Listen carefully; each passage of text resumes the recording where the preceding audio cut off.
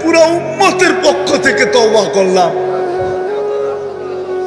আপনি উম্মতের উপরে আর নারাজ থাকেন না। আল্লাহ আল্লাহ আপনি আমাদের উপরে রাজি খুশি হয়ে যান।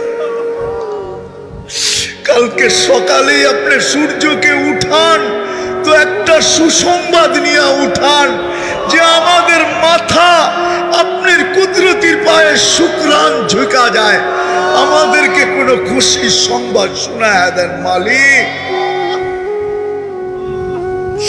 নামান